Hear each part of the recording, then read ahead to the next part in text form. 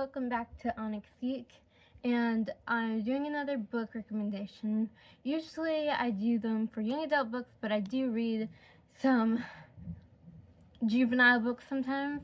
I remember when I first got my tablet when I was 13, I loved this series called School for Good and Evil. And I remember I would listen to it on audio for like 4 hours straight. So like lunch to dinner, and then I would go to for dinner. And I was like, what could possibly have made me love that book so much? So I picked it up like maybe a few months ago, and I started reading it. And the second book definitely was not my favorite.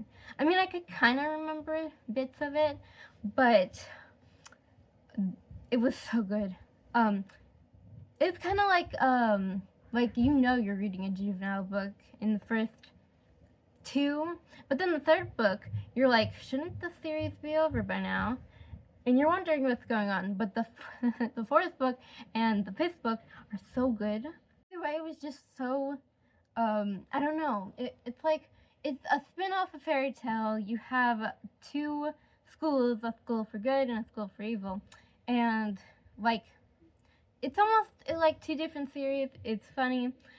The first two books, you're like, okay, I'm reading this, but once you hit the third book, everything comes rolling and crashing down into a bunch of plots, and I couldn't even keep track of it for a second. I was like, hey, no, wait, who's this and when and where and what? So, yeah, and I was just looking up some reviews on the book. It a lot of people rated it as a 5-star book or a 4-star book. So I saw a little graph. 4.7 people rated it 5 stars or whatever. Don't know what it means.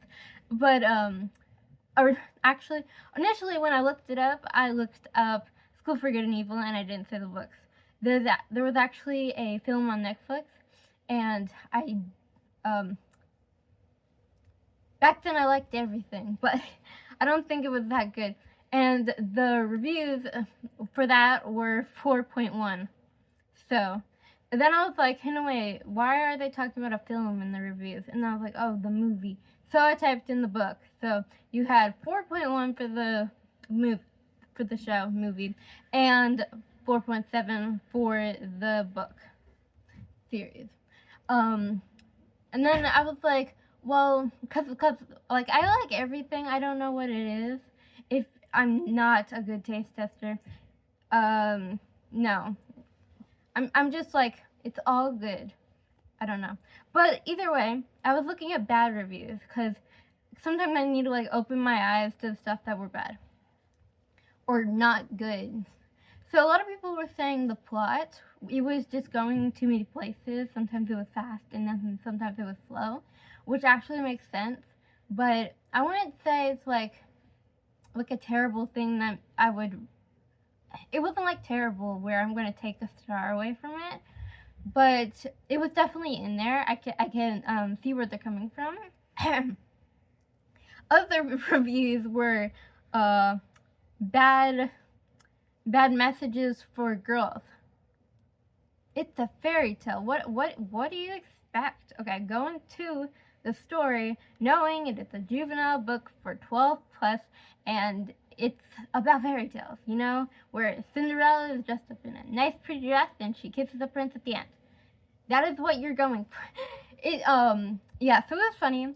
Then I was surprised that cause yeah, the first book, it's supposed to be no spoilers, but there is some like gay, queer stuff in there, and not like a lot, but just subtly.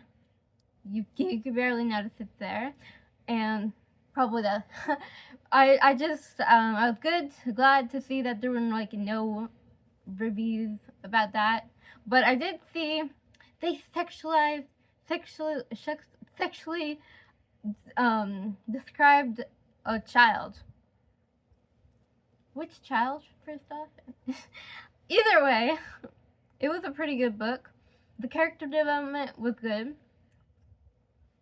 I'm sorry, the bad reviews are so funny. But the book was really good. I really enjoyed it. I did cry at the end. But that's because I cry at the end of everything, or I cry. I am a crier, and I cry. So in the live action Lilo and Stitch, when I watched it, I cried 4 times. Don't ask me why. It's all me. But I'm a crier. So yeah, I'm a crier. But it was just so sweet. It kind of had like a fairy tale wrap up, and then you thought this character, spoilers, but it was so good, and I cried at the end. And then it was weird, but I loved it. It was a really good book series, and yeah, it's just enjoyable. So I really hope you go check that out. If you already read it, please comment down and just like, what were your favorite things in the book, because I really liked it. If I were to give the book series, okay, the book series as a whole, 1 to 5 stars, 5 being the best, 1 being the worst, I would say it is a 4.5. Okay, I rate everything as a 4.5. Let's think. I rate it as a 4. It's 4 stars. Thank you for tuning in, and I hope you comment and like. Thank you.